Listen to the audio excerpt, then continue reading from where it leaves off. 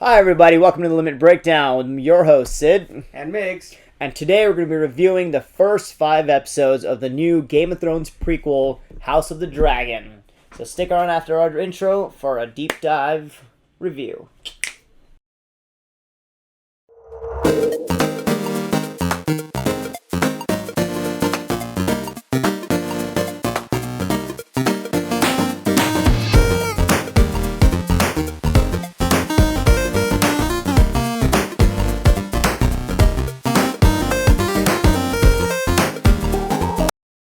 Hi everybody, welcome back to the Limit Breakdown, and today we're going to be giving our thoughts on the first 5 episodes of the Game of Thrones prequel, House of the Dragon. This is the perfect break-in point, because it's exactly halfway into the season. We're expecting to have 10 episodes, so yeah, let's get it started, man. Give your initial thoughts. So, right off the bat, being a Game of Thrones prequel, everyone's expectations are through the roof, right? Yeah. Game of Thrones being one of the most popular and one of my favorite shows, minus the last 2 episodes of season 8. Still a great show, so I'm very excited for this. So far, because this is a little bit different, right? So in Game of Thrones, the world building was kind of the lore was already there, and so they were now connecting all the dots and everything. Mm-hmm. I think in this show the dynamic is a little different, right? So at this point they're still building the world. Mm-hmm. They're still connecting us to certain characters and everything. So it's kind of they have to do a lot of explanations. Yeah. It feels like. As of right now, I love it. It's very interesting, very intriguing. It hasn't gotten to the point where I'm gripped, but it definitely does have those Game of Thrones vibes that I do like. Still very interesting. I think a lot of the actors are obviously doing a phenomenal job. Definitely has that grimy, grungy feel that Game of Thrones had, that I really, really liked. But well, yeah, what about you? To be completely honest, I am the opposite. I am fully gripped. I am all about the blood of the dragon right now at this point. No, to be honest, I feel like it has all of the best elements that made Game of Thrones the worldwide phenomenon that it was. It's got the political intrigue. It's got compelling characters. It's got dragons. Right off the bat. And one thing that it has the advantage of is that the storyline for the most part is localized, even though it is spread out through a vast array of characters. Everything's going on in 1 or 2 places, whereas with initially in Game of Thrones you had the Wall, you had King's Landing, you had Essos, you had what was going on here, Winterfell, what was going, yeah, everything. So you only really got like maybe 15-20 minutes with each character each episode, and then it had to kind of splinter off, or you would have whole 1-2 episodes without seeing one of the key players in it, whereas this has the advantage that it's more localized, so you get to be a little bit more invested in the characters. Yeah, I can see that. That makes sense. The other thing that I think that is going in its favor is the fact that this is a completed story. Like, so we're not gonna have a same situation that they did with Game of Thrones, where it took a significant nosedive as far as the quality of the writing after season 6. Yeah, and obviously, so that's due to because George R. R. Martin had written the books up until that point, but not the last 2. So the last few seasons, the writers took it upon themselves to write it, and like this one, which and all the books are written out already. It hasn't been quite spelled out how much of George R. R. Martin's final vision the showrunners actually had. So he still hasn't released the last 2 books.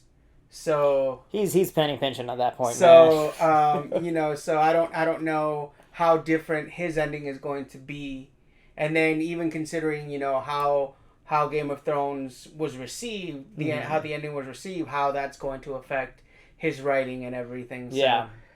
I can see that. Yeah, so jumping. So sorry. No. But I was just about to say the same thing. We're not talking about Game of Thrones. Yeah. Clearly, we feel some type of way about this. Still, it's been too long, but we still feel some type of way. But moving on. Getting into the nitty gritty of House of the Dragon. Like obviously, it starts off after the reign of King Jaehaerys, right? And he is known as basically one of the best kings that Westeros had after the conquest of Aegon, right? And he basically ruled over Westeros during a period of extreme peace. If you ask how I know all of this, I have my Westerosi Bible over here. This is The World of Ice and Fire.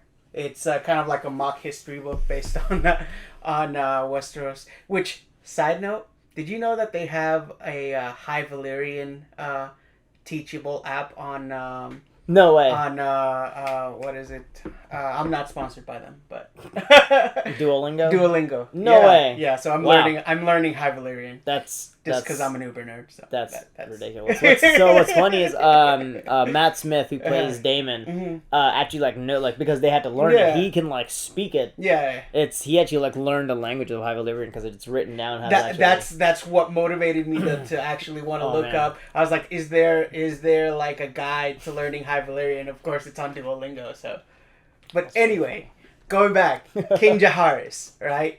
Boss King. So the only thing that King Jaehaerys didn't really do was he made a couple of what I consider to be crucial mistakes. Is he basically set up what is going to transpire the future events.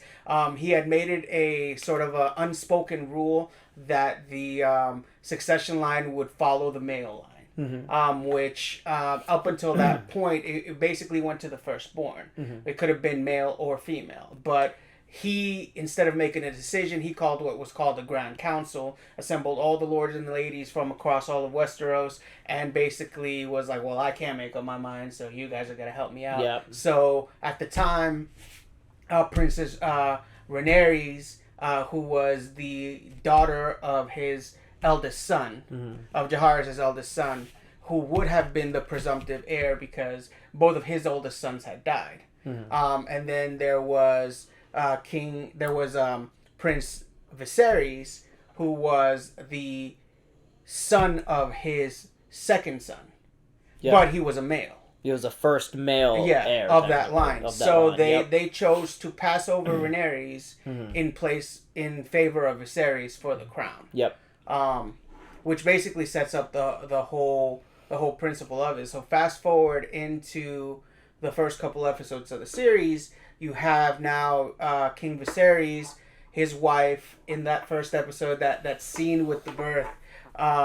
Which let me just say, that scene when the tournament's going on and she's giving birth, and he's like, it's going to be a boy, and that whole dynamic that's going on in episode 1 where they really want a boy, and the tournament goes on and then she's giving birth, and I think, including everything that we have seen in all of Game of Thrones, I almost had to turn away. No, that was a very graphic, one of the most disturbing sequences.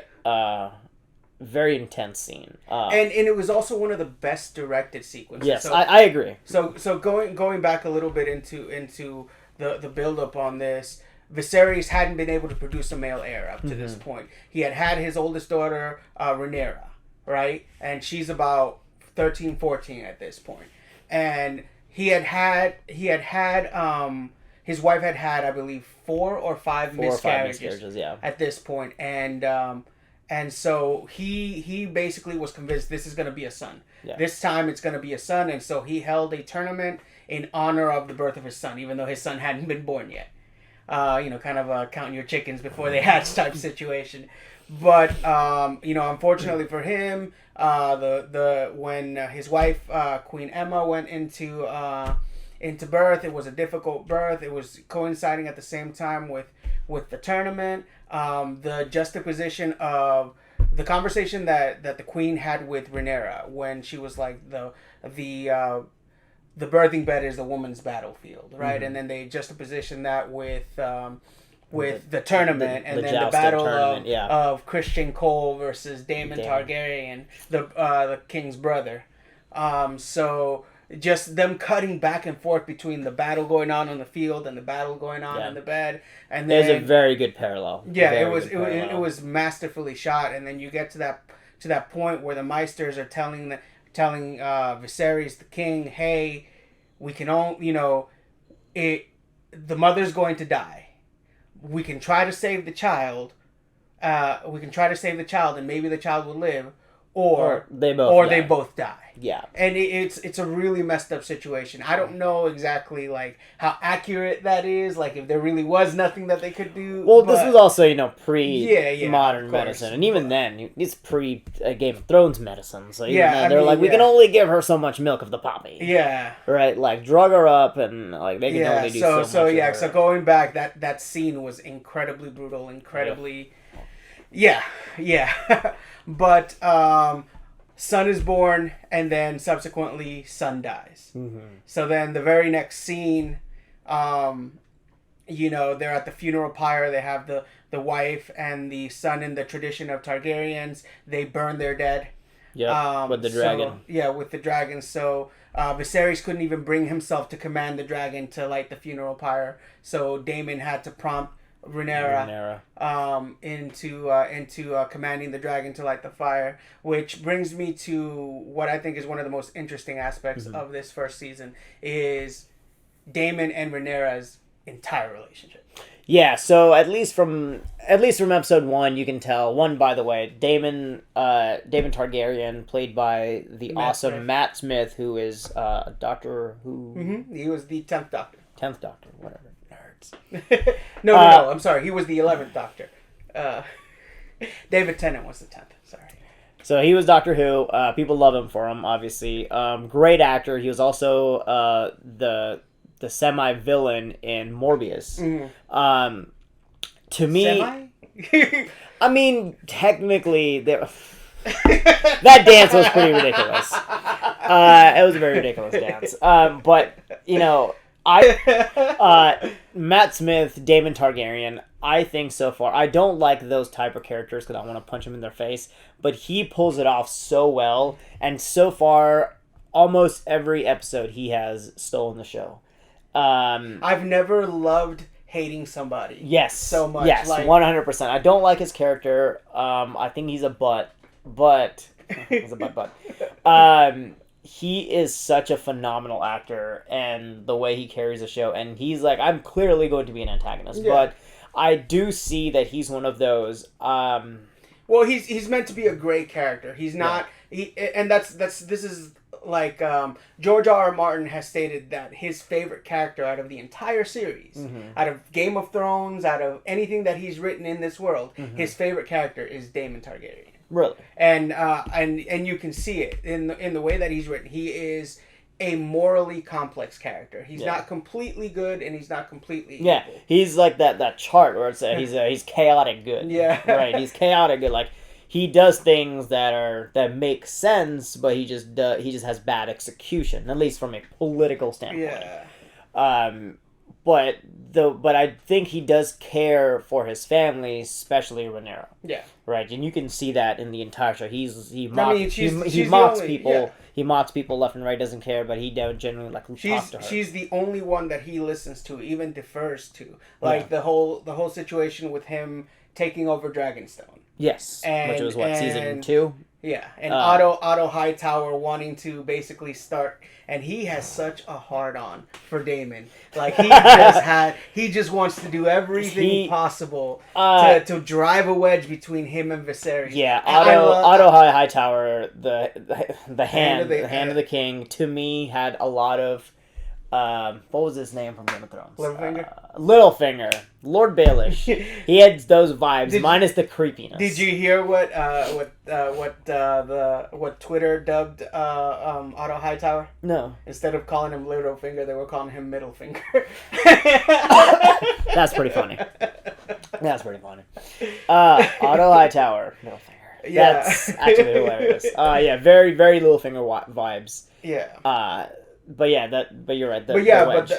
Going back to that scenario, he's trying to drive a wedge between Viserys and Daemon. He's telling him, "Hey, you exile Damon for Your son's Yeah. name is Damien. Hey, sorry, Damien. I won't exile you. He exiled Damon for whatever he did in the first episode. He's been exiled so many times. So I think in episode 1 where you find out that Damon, they had to create a position for him because he was just so violent. He created the gold clothes. Yeah, he did create. He created the gold clothes, and then he took them to the city and just started butchering people. Yeah, now but I mean, he did have a good point. Yeah, though. they did commit crimes. Yeah. I think one guy was like a pedophile. Something. Or was a rapist. Sorry, and they Yeah. decapitated his other head. Some dude was like something else, and they just It was like thieves getting hands cut. And things like that. Like So very eye for an eye type of justice. Yeah, but if you can call it that. Yeah. Yeah. So he had been exiled. So then.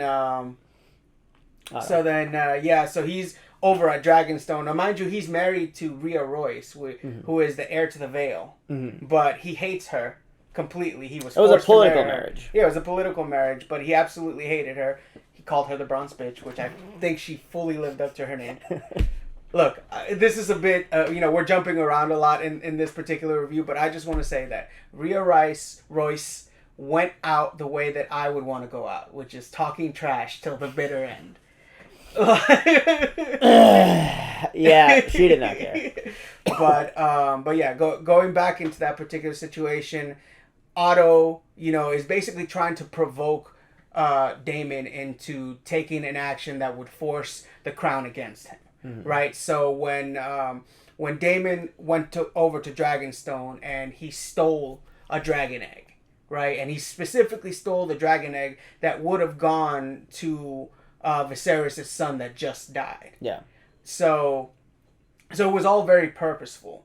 So he goes. He does all of this. Otto goes to confront him, knowing that Damon has a dragon, knowing that he is completely outmatched, but he's trying to provoke Damon. And Rhaenyra basically steps up and rides in with her dragon, and it's like, "What are you doing, Uncle?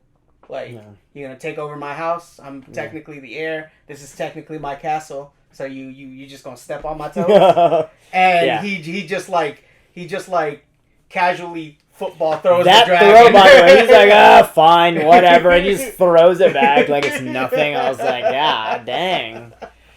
That was okay. But yeah, going back, it shows that dynamic between the two of them, mm-hmm. and yeah, going into the most recent season, like with him basically baiting her, and obviously the Targaryens do their thing, mm-hmm. So it's not out of the question for an uncle and a niece or a brother and a sister. So, but apparently Viserys is completely against it.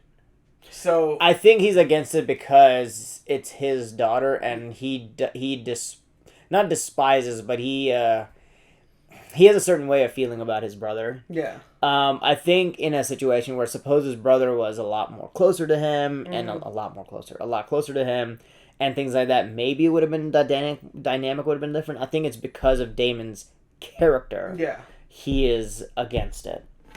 So I think it's a few things. What do you think particularly with Damon's action? So we're referring to Damon basically luring Rhaenyra out into the lower part of mm-hmm.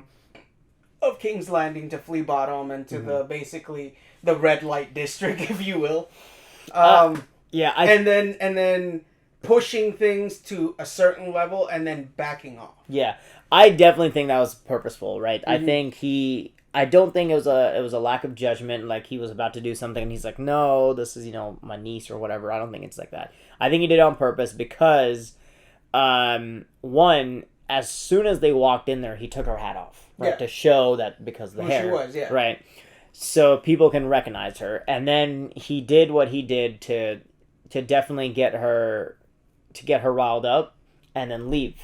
But he didn't do anything. That means now everybody, which that was already started, is rising suspicion that something happened, which his plan worked, right? So as soon as they left, somebody followed them, and they're like, oh yeah, something clearly happened. I think he did it on purpose because he definitely wants. I mean, obviously he wants the throne. Everybody wants the throne, right? So he wants the throne, but he wants to do it in a way where it doesn't look like he's at fault per se. If they blame him, he's gonna be like, "Blame me for what you want." But well, I think it was twofold. I think it was one of those, like, maybe initially he had the intent. I think the whole plan was to take her down there, to have people see them together, and to have the rumors started. Yeah. Right? And the whole purpose of it is basically to try to put Viserys in a corner, so where it's like, well, now you have to marry me to her. Mm-hmm. Yeah. And so, but I think maybe at the last minute he is like, not like this. Mm-hmm. You know? Like, not necessarily that I mean, it was his plan all along. Like, what he wanted was the rumor mill to get going.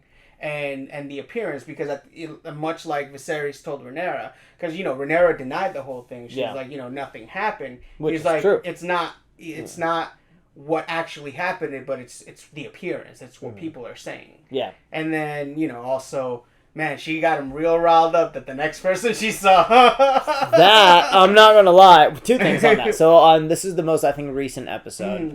So she goes back. It was the episode before last, yeah. When her and Christian Cole. Yes. Sorry. It was episode before last, episode 4. So she goes back with, like, major blue balls. Yeah. Okay, sorry. And she is like, you. Now, pants. So two things about that. One, it took them, like, half an hour to take all this clothes off. I was like, bro, like, oh my god. They could never have a quickie. Like, it's just like, oh, bro, let me unbutton. Like, let me take this off. You know, he's a knight. Two... in literal shining armor. Yes. Two, now I understand in the books, George R. R. Martin is very descriptive. Mm-hmm. So I've been told. Like, he's very descriptive about certain scenes. Well, okay, so this is actually something that didn't happen in the books. Oh. It was alluded to. Like, they alluded that they may have had a relationship. But it was never spelled out. So this is basically confirmation. Gotcha. Like, again, if you look at, because the way that the story is told is through second and third hand accounts. Mm-hmm. So we never see things from, say, Christian Cole's perspective or Rhaenyra's perspective in the book. It's all through second and third hand accounts. So it's always been, it was rumored that they had a close relationship, but never confirmed that anything had happened. Because the scene where they coupling was, like, very intensive and long, and I'm like, okay, we get it. Like, they're doing, you know, whatever. And using that as an opportunity to jump into Otto Hightowers and the Hightowers in general. Okay, so with the Hightowers, we have Otto Hightower, we have Alicent Hightower, right? His daughter, yeah. His daughter. So she starts off as friends with Rhaenyra. Yep. And then after the queen dies, you know, Otto is like, hey, the king needs some comfort. Alicent, go comfort the king. And wear your mother's robes. And where's your mother's dress? Yeah. Oh, man. So, you know. So over time, the king starts liking her. I think that. Very calculated. Yeah, it was a very calculated distraction, as Viserys himself would later on acknowledge. But I think that they did genuinely have a connection, because from the few scenes in the beginning, she didn't, like, precisely throw herself at him. Yeah. She kind of approached him in a way of, like, hey, you know, you need help. I'm providing you with comfort. Yeah. That makes sense. And companionship. Yeah. And so I think something was developed there, and then sidestepping over here, Alicent originally, you know, was being played off as very, very naive. I'm going to look up the name of the actress right now, because I think she's done a fantastic job. Olivia Cook. No, it's Emily Carey. Emily Carey. Who the hell is Olivia Cook? Olivia Cook is going to be the older version of Alicent. Oh, okay. And then yeah, so we're right at the halfway point in the season, right? For episode 6 going forward, it's going to be a 10-year time jump. And so they are aging up the actresses for these two characters. I think for a couple others as well. Yeah, I did notice that, because I had nothing, didn't know anything prior to coming into this. Every episode, there's a massive time jump, which I didn't know that going into the show. Yeah, like every episode is a ridiculous time jump. I think the first episode. Well, the first from the first episode to the second episode, like 6 months. It was like 6 months, and then from the second, and then it was 3 years. Yeah. Yeah, and then it was 3 years, and then it was a year, and this one, these last two episodes, I think happened like right next to each other. I think there was a 2 to 3 year gap, because she did say when Damon came back, and they questioned her when was the last time you saw him. She's like, it's been like 2 to 3 years. Yeah. So it might have been that. But yes. Anyway, so yeah, she Allison Hightower, Yeah. So basically, Allison and Rhaenyra were close friends, which is different in the books. In the books, they weren't as close as they are perceived to be, and it almost had kind of a flair. Like they I was almost about had to like say, a romantic I think they have inkling. a romantic connection, or at least some sort of like what is it called, sexual tension between them. Like they like trust each other, but then like I think there's something there. The actresses have played upon that very well. They're playing their characters kind of like scorned lovers, and to me that kind of is more evident with Alicent, because she is so upset about the way Rhaenyra is going about doing things, and I've heard different interpretations, and I think a lot of it has to do with her being a very proper, very ladylike, and her disagreeing, basically almost kind of like a jealousy thing. She's kind of like, well, I didn't have a choice in having to marry this old man, and you're over here having a hot girl summer. Marry this guy, do this guy. Well, and she keep told the sanctity. She told her too, like some of the conversations they had later on. She said, for a woman to have a choice in who she's going to marry, to have two choices is a rare thing. For her to have men lining up to be her suitor is unheard of. Yeah. So it's kind of like there's definitely a hint of jealousy there, and then maybe a little bit extra for kind of whatever it was that they had before. Yeah. Whether it was platonic or just all of that. More.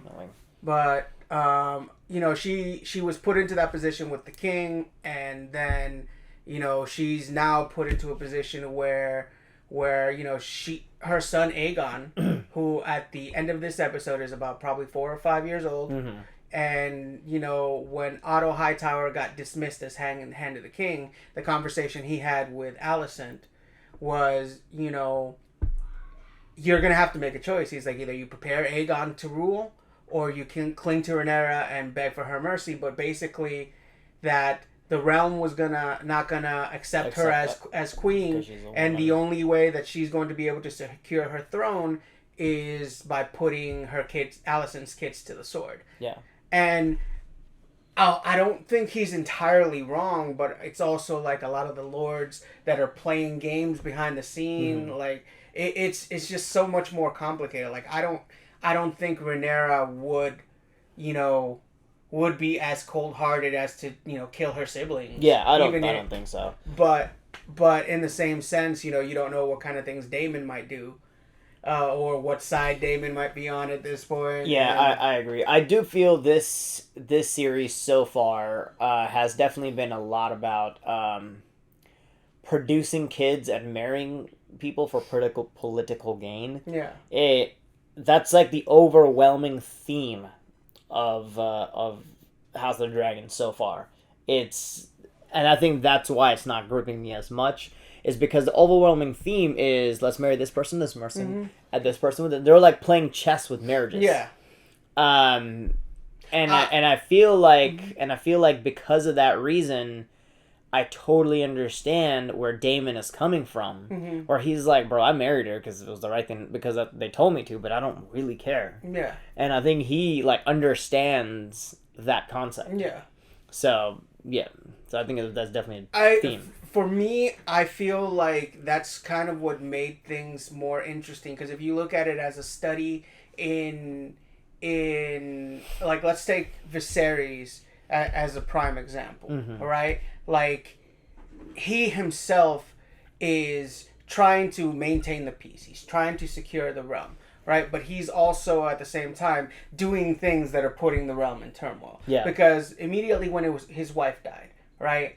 They were proposing marriage to him, all right? And the politically savvy marriage would have been for him to marry Lena Valerian, right? Yeah, who was like 12 at the time. Yeah, and he's like, but she's 12, and they're like, but she'll mature.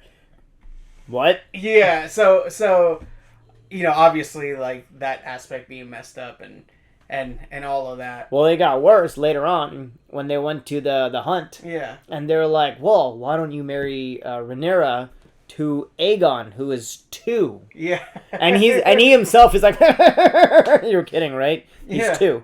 They're like, he will mature. I was like, but the thing being is, at the time, the Valerians, the Valerians are the richest house in the realm. Yeah.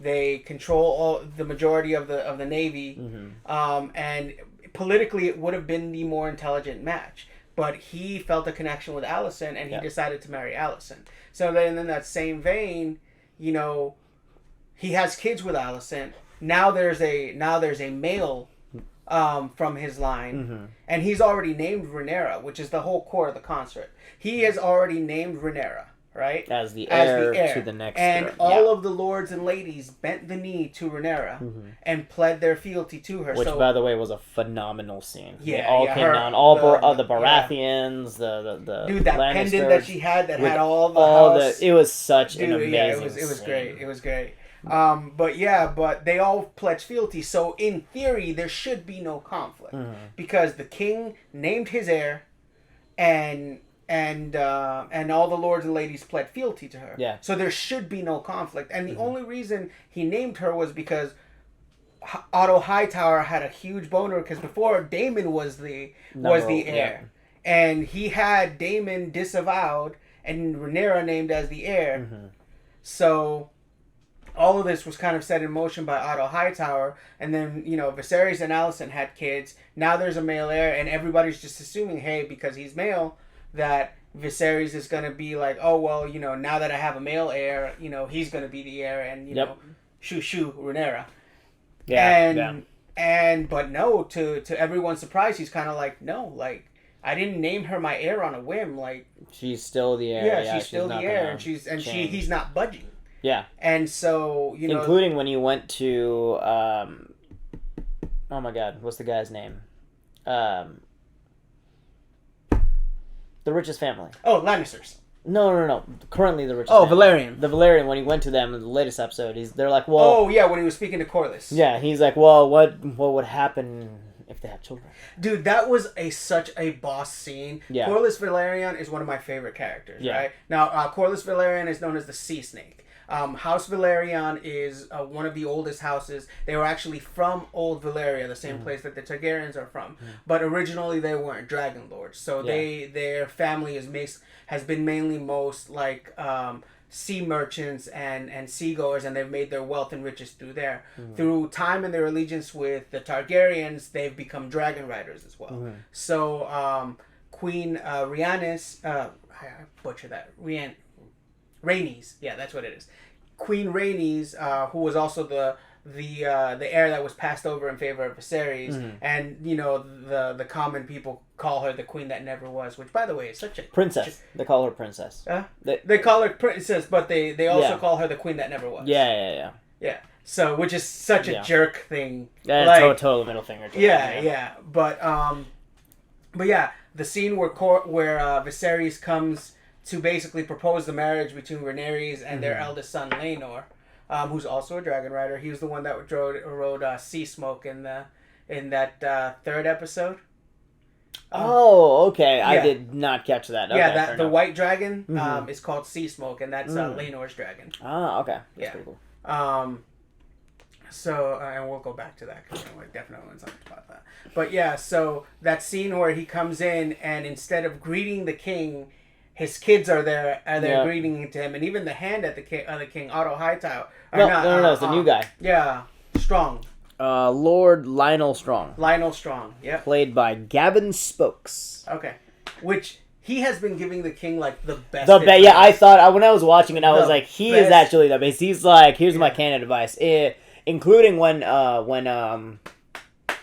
on the hunt and people are like, oh, here's my son, giving their hands to Rhaenyra. And he's like, are you going to tell me about your son, Rhaenyra? He's like, you flatter me, but no, he's an idiot. That's not going to work. I have a better advice. Yeah. No, he generally seems to want to counsel him in what's best for the realm. Yeah.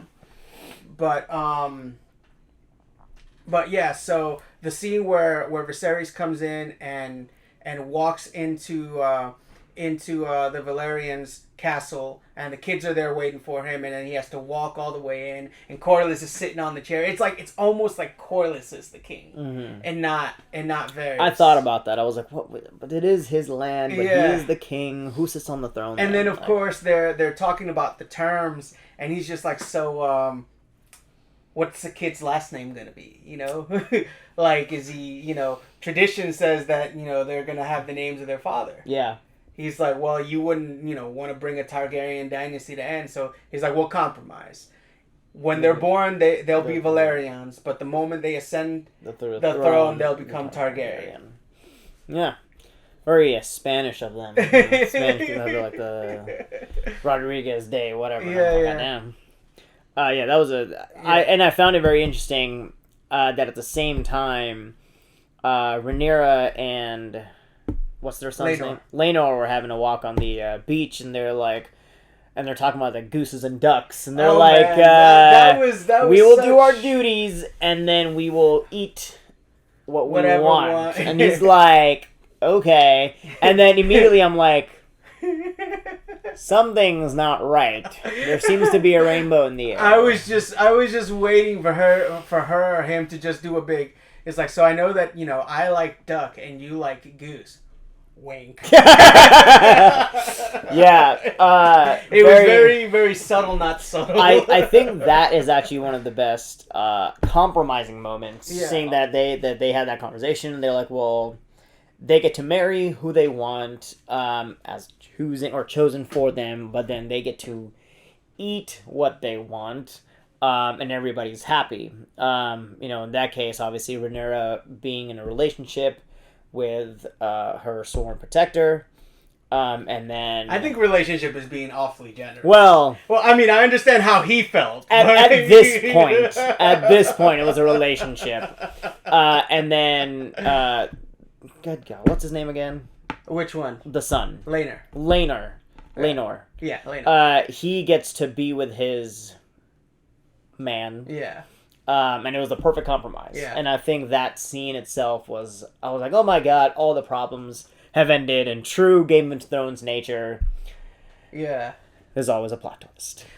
The amount of tension they put into that last 20 minutes for that. The wedding. It wasn't even the wedding. That was supposed to be like the welcoming feast. Yeah. It was supposed to be 7 days of celebrations. Feasting, and then the wedding. And then after 20 minutes, we end up with a shotgun wedding at the end.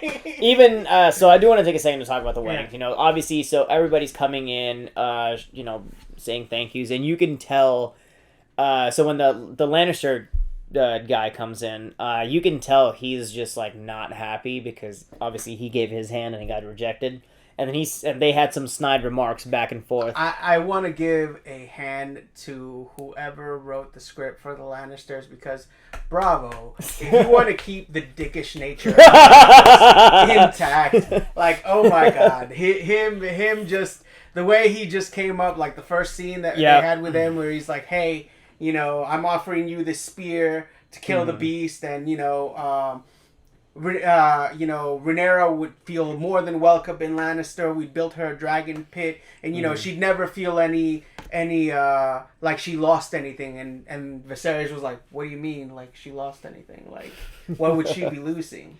Yeah. He's like, "Well, we all kind of assumed." It's like, "What did you all kind of assume?" He's like, if there's rebellion afoot, you're supposed to tell me. Jason Lannister is the guy's name. There's supposed to be a set of twins.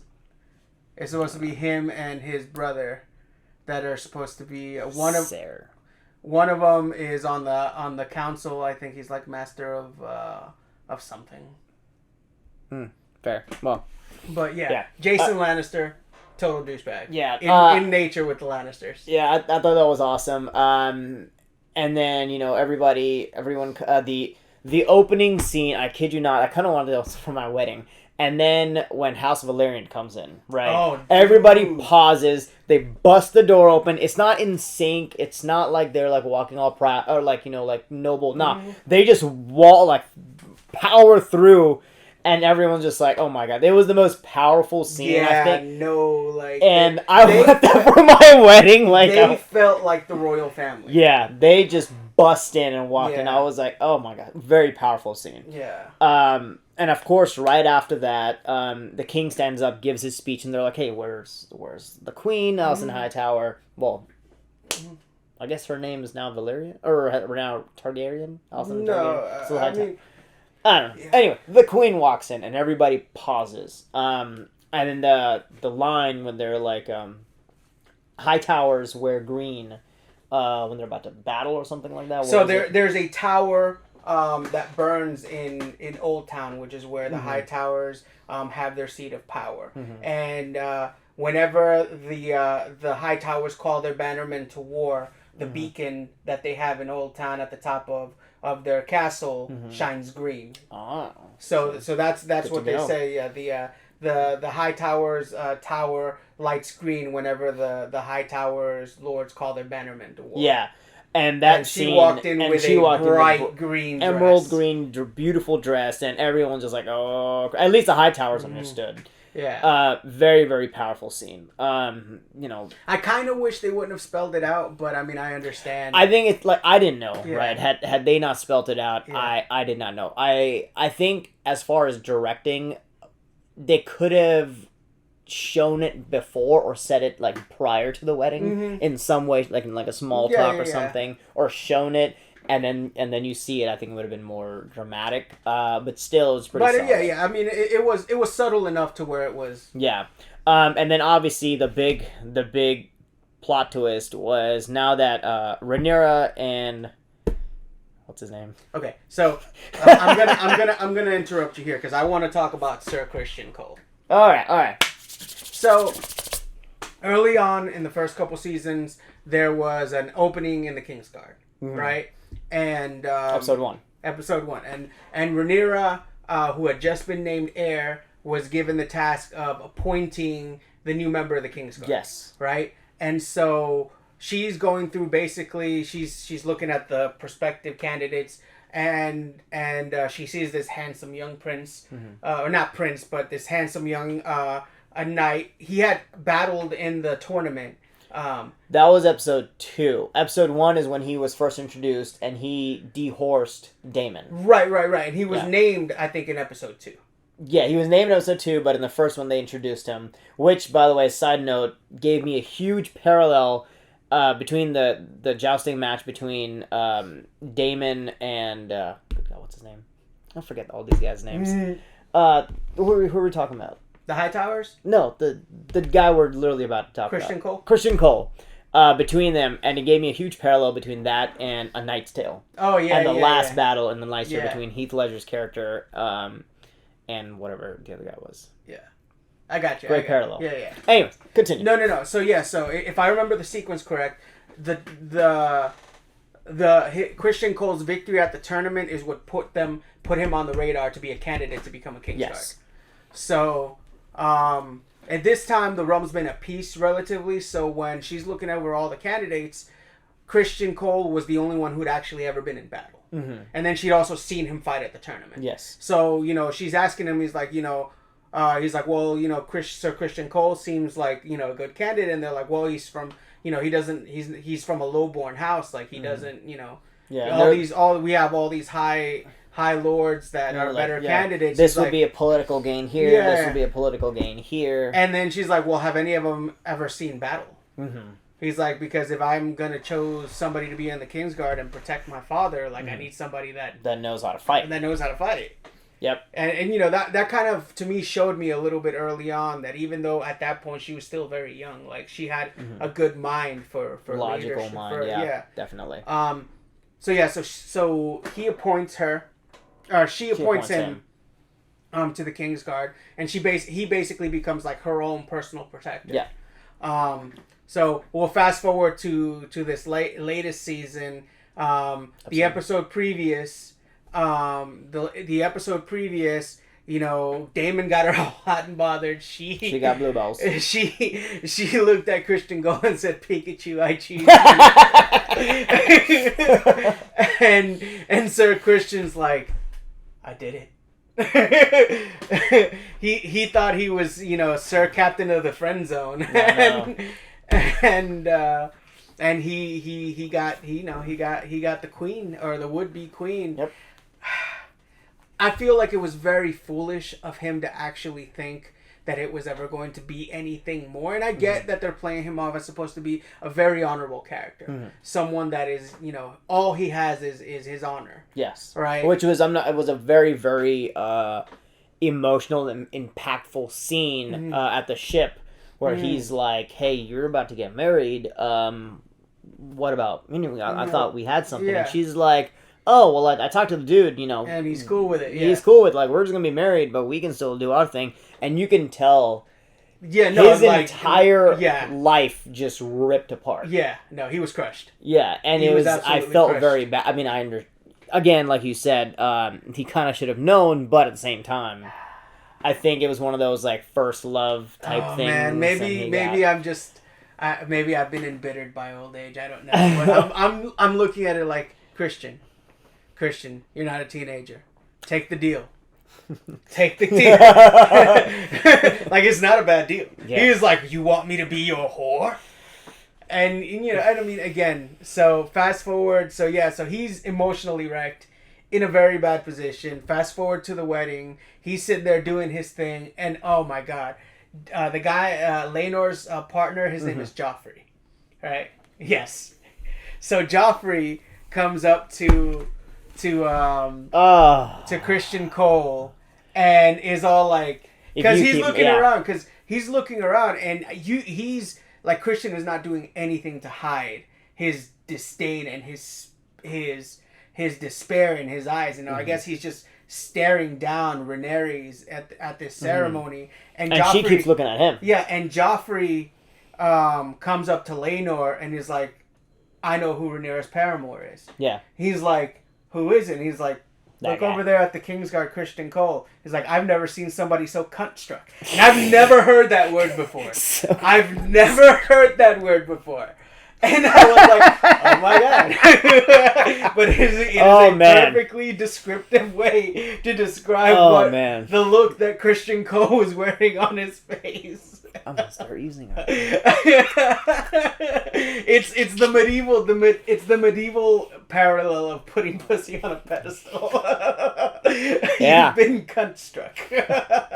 Oh man, so Joffrey comes up to Christian and he's just like, "Hey yo, so look, you got your secrets, I got my secrets. Let's just make sure we all have a good time." And I guess he thought that it was gonna be like, "Oh yeah, fam, we gonna keep these secrets. We're gonna look out for each other." And Christian was just like, "Nah, bro, you gotta die." Oh man, you said too much already. That scene when he goes to town on his face. Okay, but before we get to that part, right? So then, of course, Damon is over here sitting. I forgot about that. He waltzed in because he had already been exiled for the second time. Yeah. Right. We've overlooked so much with Damon. He went to the Vale, killed his wife. Right. Supposedly. I mean, we saw that he killed her, but and I said this before. Royce went. I keep calling her Rice. Rhea Royce went out the way that I would like to go out, which is talking shit until the very end, because he spooked her horse. She fell off, broke all sorts of stuff. Yeah, right? I think she broke her back. Yeah, and then just. Yeah. And then he picked up, and then she goes, and even with her broken back, he's walking away, and he's like, "Ha! You can't even finish me. Just shut up. No. But okay. So when he first comes up to her, right? She goes, "What brings you to the Vale? Are you here to finally consummate our marriage?" He's like, "Or would you prefer a sheep? I hear they're prettier." Oh, so, which goes back to the comment that he made in the King's Court. Mm-hmm. So she has people telling her things that are going on in the kingdom. So she knows all about what he's been doing and not been doing. Insane. So, she's very much like, it's apparent that as much as he hated her, she hated him. And so, there's been all of these, like, implications about Damon having issues performing. If you want to... I think it was mildly shown in, I think it was like episode 1 or 2 when he's with his lady of the night. Yeah. With his lady of the night. Yeah. And she's like, "What's wrong?" And he's like, I can't concentrate. Yeah. So that makes sense, yeah. Yeah, so you think, maybe the reason why he hates her so much was that when they did try to consummate the marriage, maybe he couldn't perform. And he was like, and she called him out on it. And that's why he hates her. It seems like an incredibly petty. I never thought. It seems like an incredibly petty thing, but I think it tracks for Damon. But then, okay, so she falls off the horse. She's over there. He comes and steps on her arm. He sees that she's probably gonna die. He's walking away, and then she hits him with the, "I knew you couldn't finish." Oh my God! So then he picks up the rock, and then it fades into the fish's head getting caught off. Man! But it's just the level of, I don't give a damn. Yeah. Like it was great.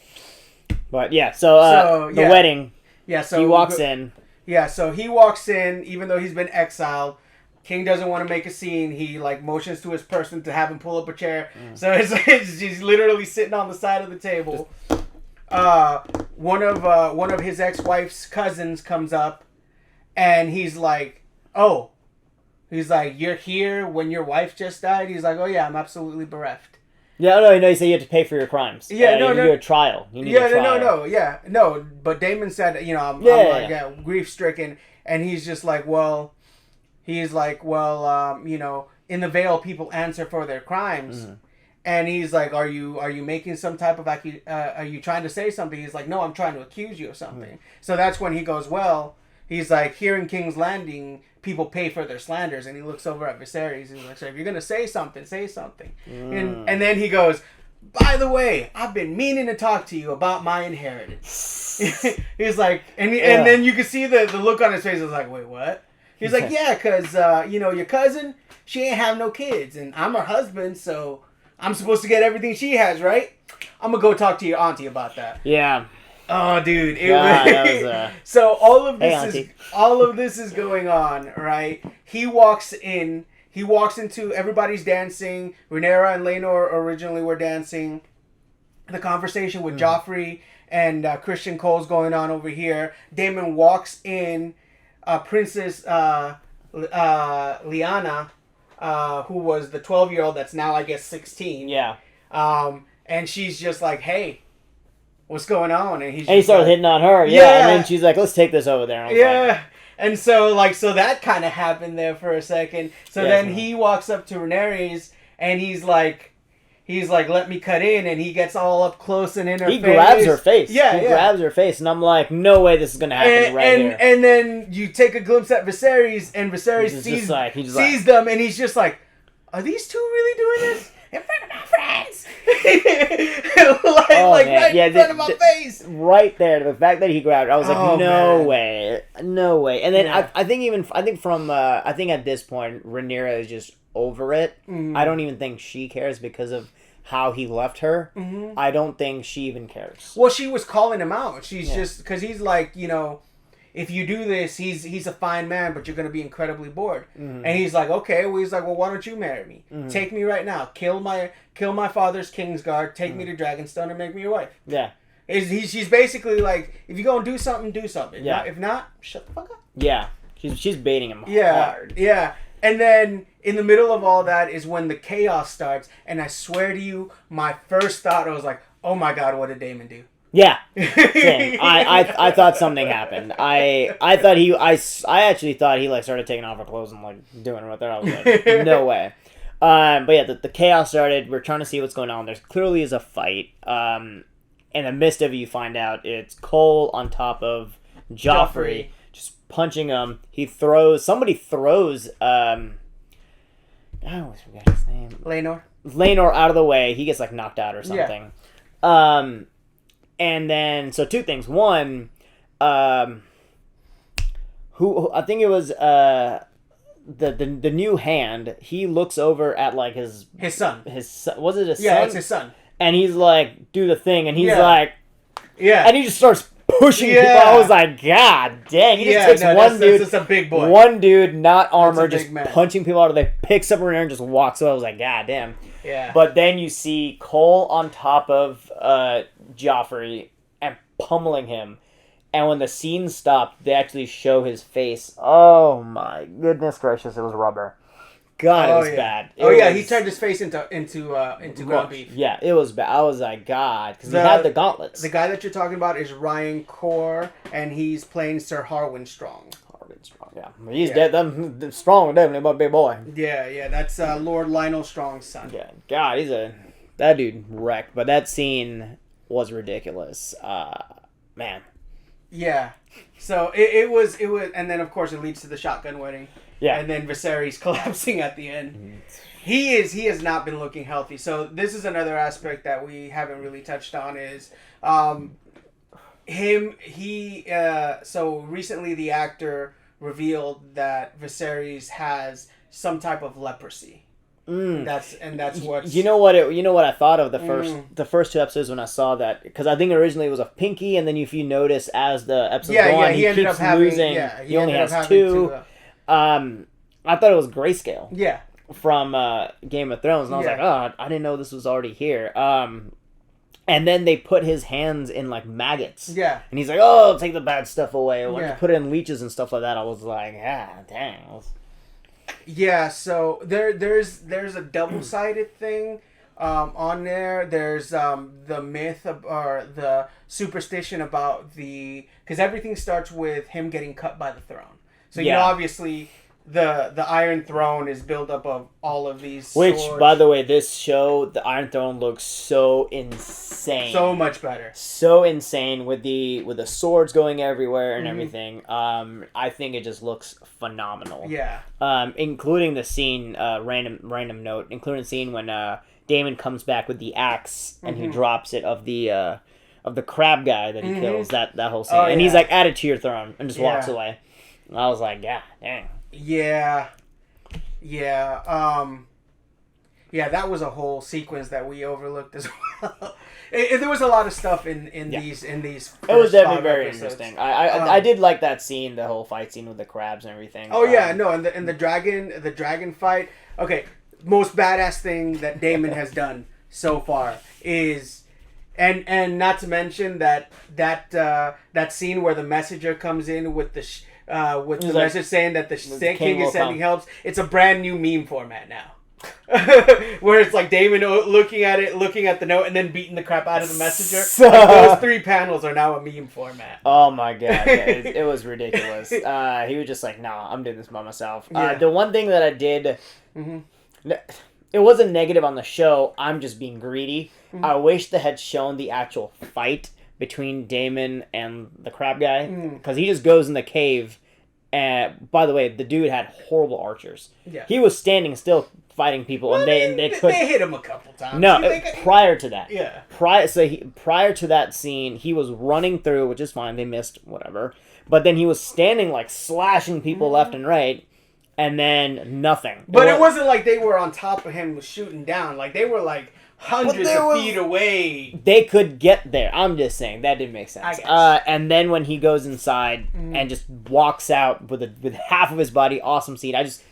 As a greedy person, I wanted to see the fight and see how it was. But overall, phenomenal scene. I love me some dragons, so I liked that. Because it was all basically a bait and switch. Oh, yeah. Because they said in the beginning, they're like, we need somebody to go out there so they can come out, and then we'll attack. And and so then Daemon comes out on his suicide mission, and then Laenor comes out on Sea Smoke and just... Yeah. and does his thing. That's one of the other things that I've appreciated so far too, is all of the dragons not having the same design. Mm-hmm. So Sea Smoke, Cyrax. Cyrax. I don't know there. It's Uh, also C something. Cyraxes. Cyraxes. Yeah. And I forget. So I forget what Queen Rhianni's is a dragon is called, but she has a dragon. She has a red dragon. It was shown in this last episode, because I think so far we've only seen 4. They've mentioned 5. They mentioned Vagar, which is one of the original 3 dragons. He's the oldest dragon that they have living at this point, and he was one of I believe it was one of the sister wives is of Aegon's the Conqueror dragon. I believe it was Visenya's dragon, if I'm not mistaken, but I'll have to double check on that. But actually, Vagar gets claimed by Lyanna. Okay. Princess Lena. Yeah, not Lyanna. Lyanna is a Stark. Sorry. I'm getting so many names. You see why I get confused. But Princess Lena later claims Vagar. Vagar's huge. Okay. But yeah. So far, So let's go ahead and get this to a closing point. But the first 5 episodes, first half of this of the season, I feel like have given us the best parts of what we loved about Game of Thrones, and it's promising to see what's coming. Yeah, definitely, and I think I definitely like what's going on so far. Very intriguing, very convoluted, very interesting. I'll still stand by my statement. Though it's a very interesting show, and I'm still going to continue watching it. It hasn't gripped me the way Game of Thrones did, but Game of Thrones didn't grip me until the end of season 1. So as soon as season 1 ended, I was like, I want to watch more. Yeah. Right. So maybe that's how this show follows. Very excited to see the second half, and we'll see what craziness happens after 10 years, since they're doing such a crazy time gap from episode to episode. But thank you guys for sticking around. We'll see you guys next time on a new review. Right on.